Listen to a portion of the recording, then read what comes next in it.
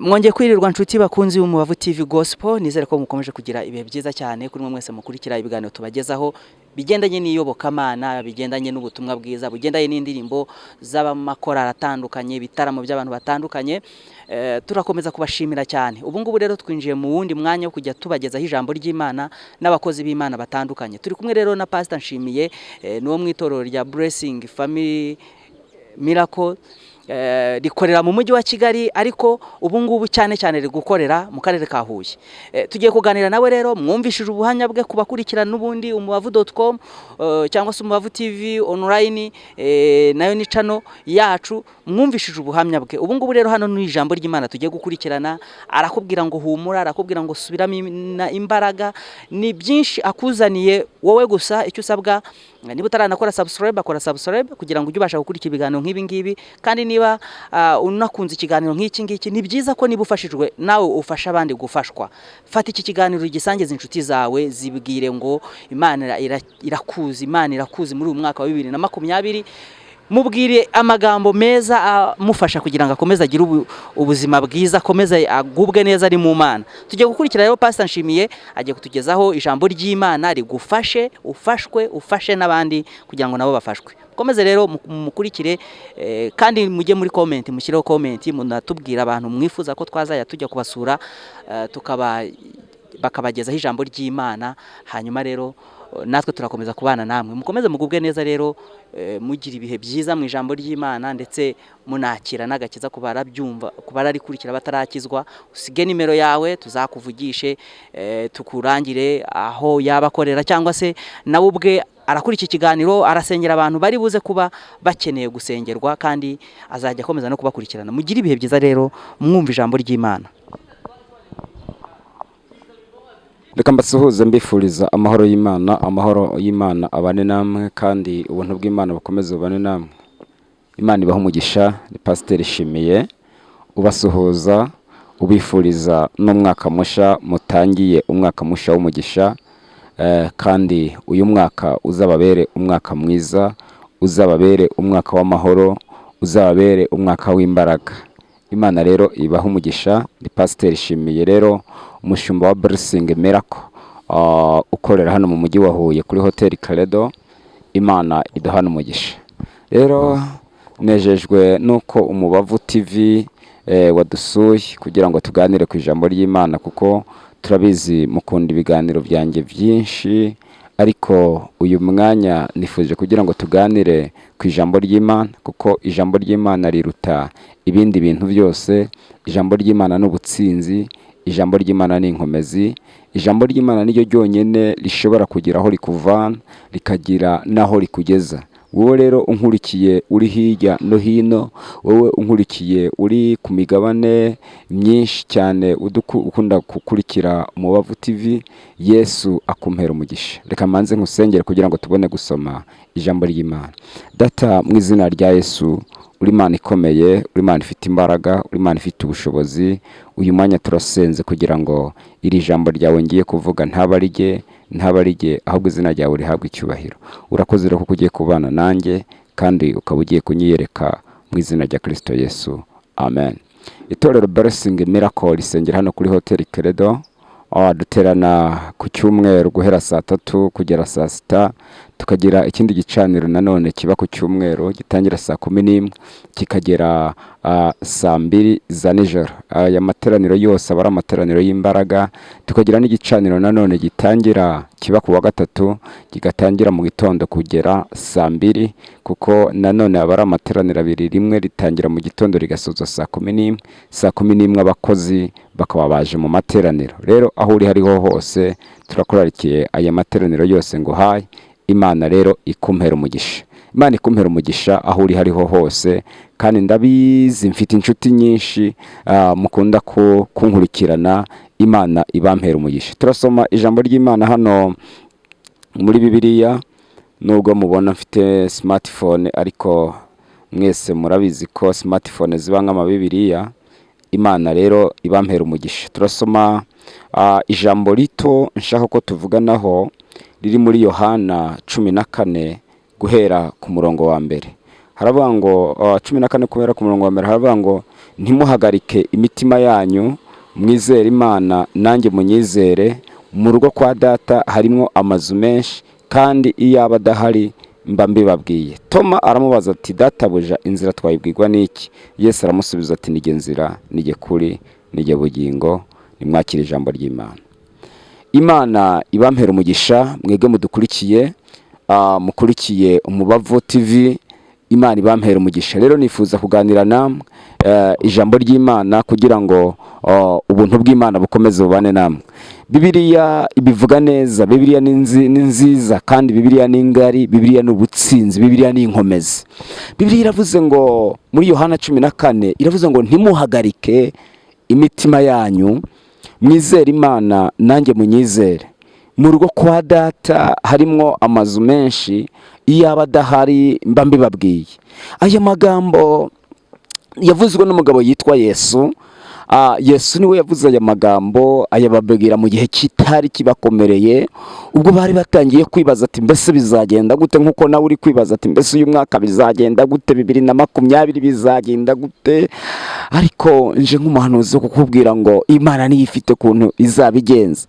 Yesu rero arabareba. Impamvu yabarebye, yabonaga bafite ibibazo, yabonaga bafite ibigeragezo, yabonaga bafite intambara, bibaza kuntu bizagenda, bibaza kuntu bazarya.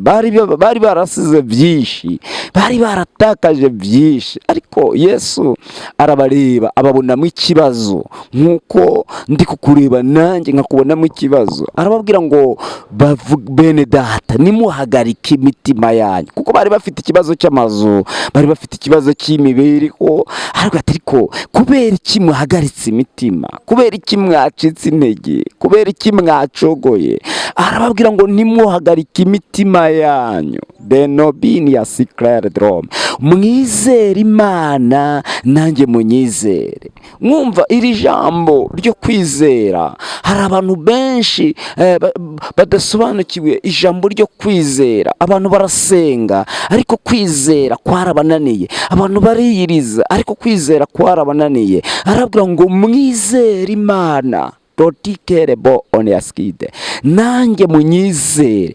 Arababwira ngo mu rugo kwa data harimo amazu menshi. Arababwira ngo iyaba adahari mba mbibabwiye. Toma aramubaza ngo databuja, inzira twayibwirwa n'iki? Twabwirwa n'iki icyerekezo? Yesu arabasubiza ngo nijye nzira, nijye kuri, nijye bugingo. Ntawe uzajya kwa data ntamujyanye.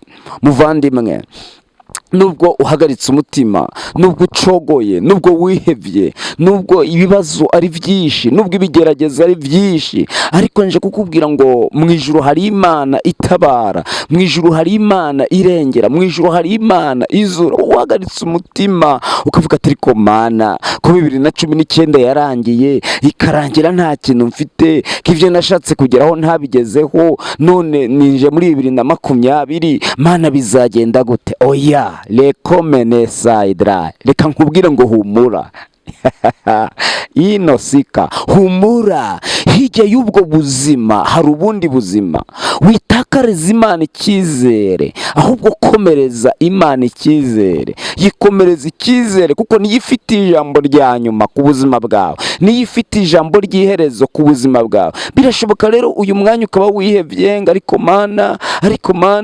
Mana, kubera iki ndazira iki jewe nibiki biri kumbaho? No, nta kiri kukubaho, nta gisha, nta kibazo ufite, ahubwo ni igihe kitaragera. Ariko nje kukubwira ngo 2020 hari andi mahigwe Imana ikuremeye, hari ubundi butabazi Imana izanye ku buzima bwawe.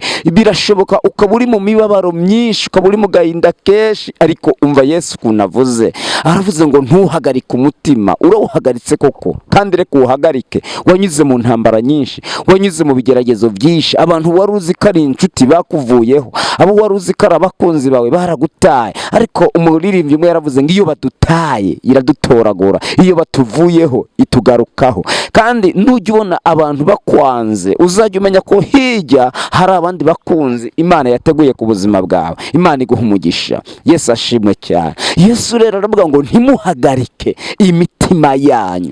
Ndabizi aho utuye uhagaritse umutima, ati wenda ejo bazantereza cyamunara. Ibyo ni ibintu bihagarikishije abantu. Ateje abana ntibari bujye ku ishuri. Ibyo ni ibintu muri uku kwa mbere abantu baba bafite. Ati nziga gute, nzarya gute, abariya bana nzabagaburira iki, ku mugabo yabansigiye, ku mugore yabansigiye, ibyanjye bakaba barabiteje cyamunara, bizagenda gute? Umva Yesu ukuntu avuze, inshuti yanjye wowe ukurikiye Umubavu TV, aravuze ngo ntiwongere guhagarika umutima.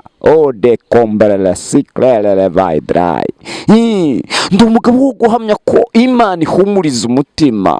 Yarampumurije ndabibona igihe nari nabuze icyerekezo, igihe nari nabuze ijambo, igihe nari natereranywe, igihe abantu bose bari bamvuyeho bavuga ngo uti ni Imana yampanye napfushije umugore n'umwana. Ibyo nakunze kubivuga kenshi, ariko Imana ikomeza kubana nanjye, Imana ikomeza kunyiyegereza. Wowe rero udukurikiye, uri ku mugabane wa Aziya, uri mu Bufaransa, uri mu Bwongereza, aho uri hariho hose, nje kukubwira ngo ntuhagarike umutima. Iyi yakuvanye hano mu gihugu cyacu cy'u Rwanda ikaba igutuje muri Amerika, iyi yakuvanye hano mu gihugu cyacu cy'u Rwanda ikaba utuye muri Canada, iyi yakuvanye muri icyo gihugu cy'u Burundi ukaba utuye Washington.